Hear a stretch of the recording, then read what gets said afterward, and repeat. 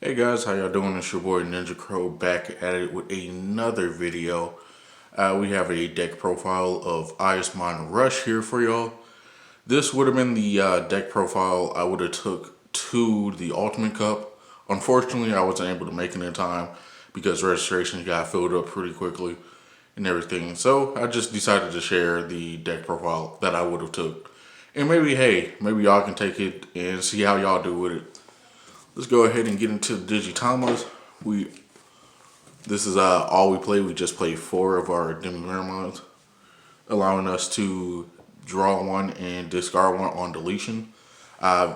Pretty much, Eyesmon is basically about filling up our trash as fast as possible, and getting rid of the regular Eyesmon to bring it back from the trash and just play it like that. All right. Let's go ahead and get into it. The main deck. We of course gotta play the 4 Goblimon on deletion 1. Allows us to trigger draw 2 cards and discard 1. Essentially just filtering out our deck.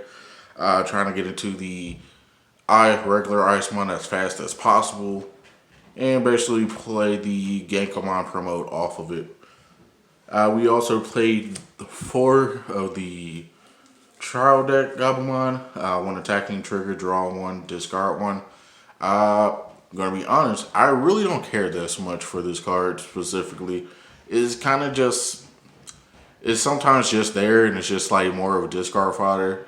I kind of wish there was like, probably play the Sukomon over it, the on deletion game 1 memory. But there is times where I have managed to get its effect off twice. So, I mean, there's that. But all in all, he's the card I tend to discard a lot. We also play 2 Labramon on play, trigger, draw 1, discard 1. I mean, I may like take one of them and increase it up to 3. But this card is like, I don't want to see it as often and I don't want to hard play it a lot. But when it does pop up, it is very good at drawing cards. And, getting rid of stuff that you don't need. Maybe you have a Eyesmon scatter mode in the trash and, like, you play Labramon, discard the regular Eyesmon from your hand, and you get to play that. But, like I said, it's a 3 cost to play, and it's pretty much you want to keep it on your turn as much as possible. So, Labramon's still pretty good. I like it. We also played 2 of the Demi Maramon. Demi Maramon is a 2 cost, so we play him because he's a good combo. If we go to like 3 memory, we can play Demi Maramon for 2, then play the Call of Darkness for 1 to delete it, and my bad, and get like a two cards from our trash off of it. So a really nice little small combo to do right there. And we also play, of course, the 2 Digimon all turns. Your opponent can't gain memory except with Tamer effects. So, a pretty good card. That's pretty much it for our rookies. Now on to our champions.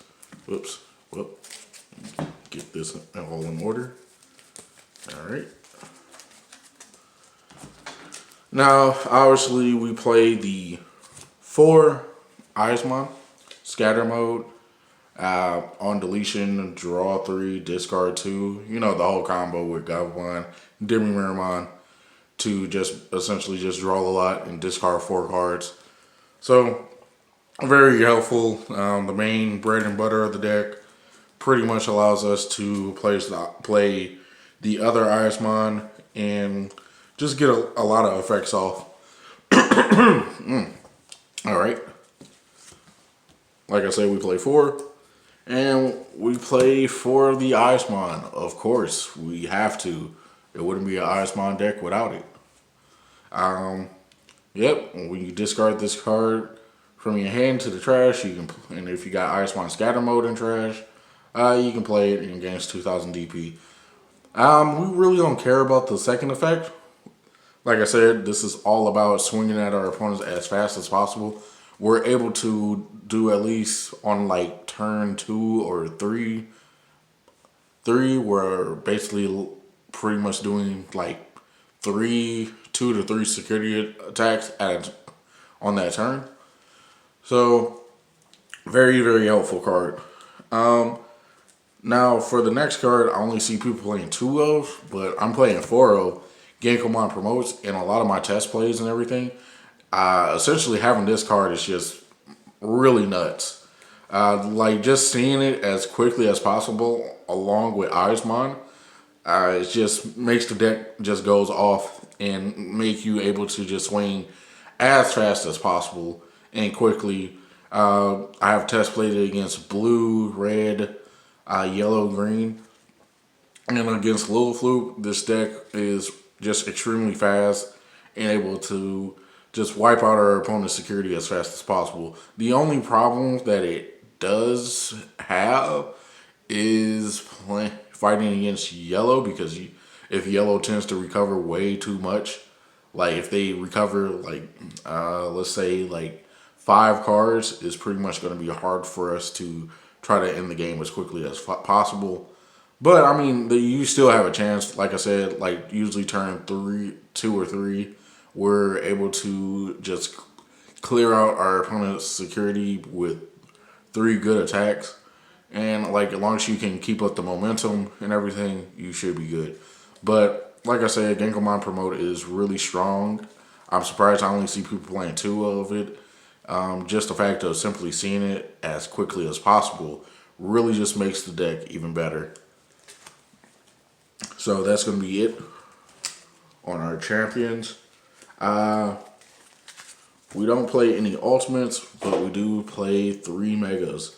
And that's, of course, Nidhogman. This card is just completely nuts.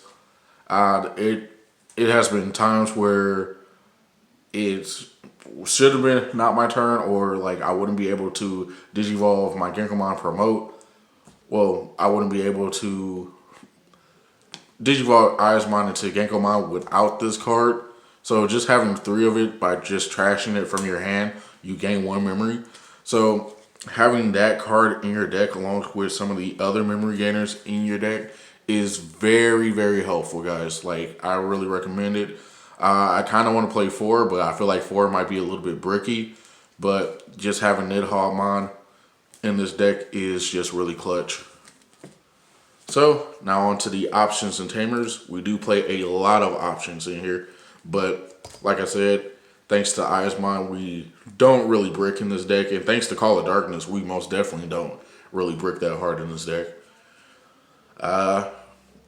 I will say this, the only times like I will lose is if I don't see Eyesmon scatter mode.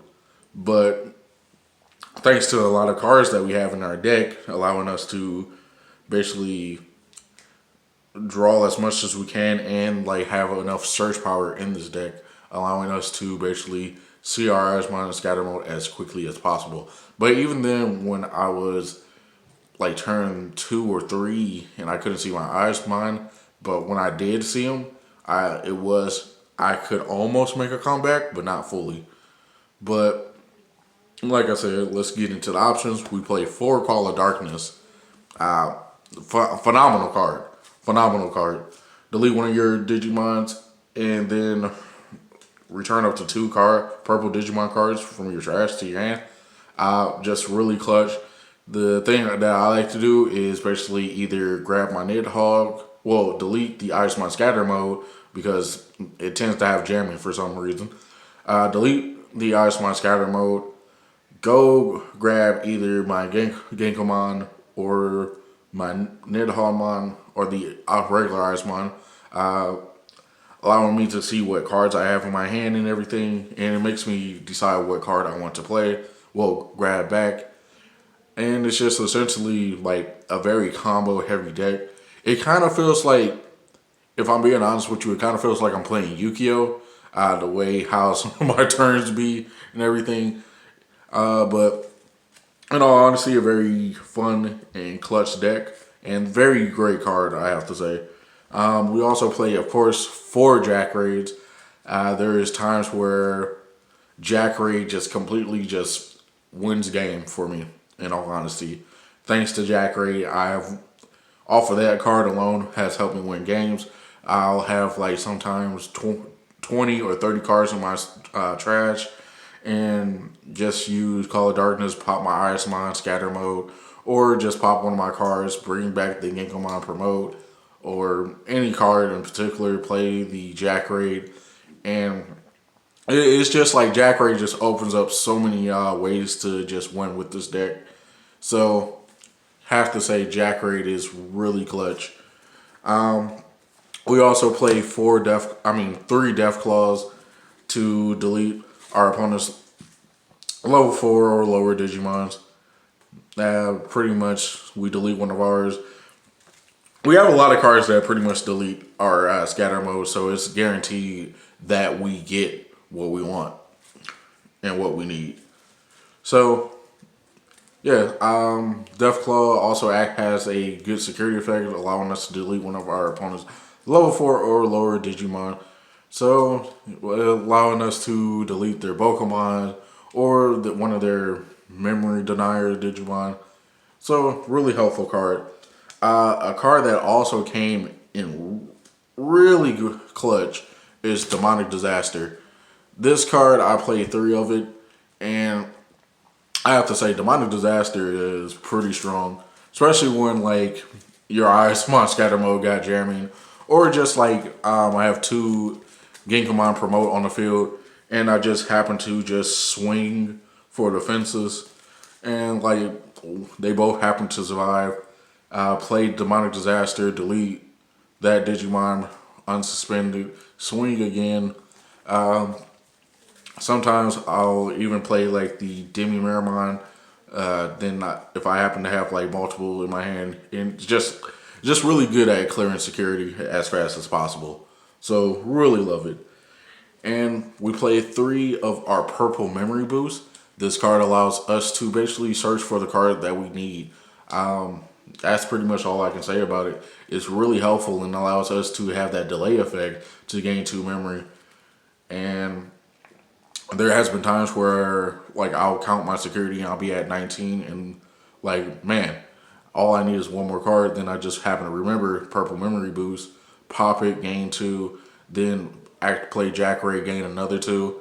So all in all, really helpful. Allows us to get into our Eyesmon scatter mode or grab whatever purple card we need at that moment. So phenomenal card. I say it's a must for the deck. So yeah. And we also play 3 Underworld Calling. I don't know why I keep saying 4 today, but we do play 3 Underworld Calling. When you discard this card, you can draw 1 card. And it also has the main effect. You can play one of your level 4 or lower Digimon cards from your trash without paying its memory cost. This card has also helped me win games by simply just swinging at my opponent's security, that swing with another Genkomon Promote, activate Demonic Disaster, pop it, play like a memory gainer card, and just activate Underworld Calling, bring back the Genkomon Promote, swing again, and if they still have security, I can play another Demonic Disaster and just keep swinging.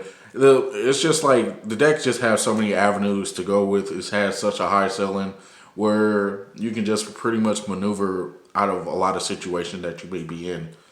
So, and also like if you go against blue and stuff and like they stop your Digimon from attacking, you can pretty much just delete that Digimon with Call of Darkness, or with anything else to get more effects off at that moment. And now we only play 1 Tamer, and that's Matashita. Matashita allows us to basically just grab whatever purple Digimon or option card that we need. Most of the time, 9 times out of 10, you're going to grab that option because we got Call of Darkness to add back our Digimon. So there's that, guys. This deck is really fun and really strong. I can see why Bandai is hitting this deck.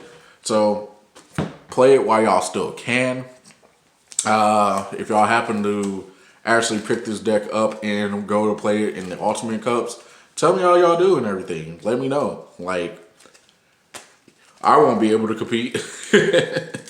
But hey, it is what it is, guys. I really hope y'all enjoyed this deck profile and everything. Remember, leave a like, comment, subscribe. You know, all that good fancy YouTuber talk. All right, it's been your boy Ninja Crow. Peace.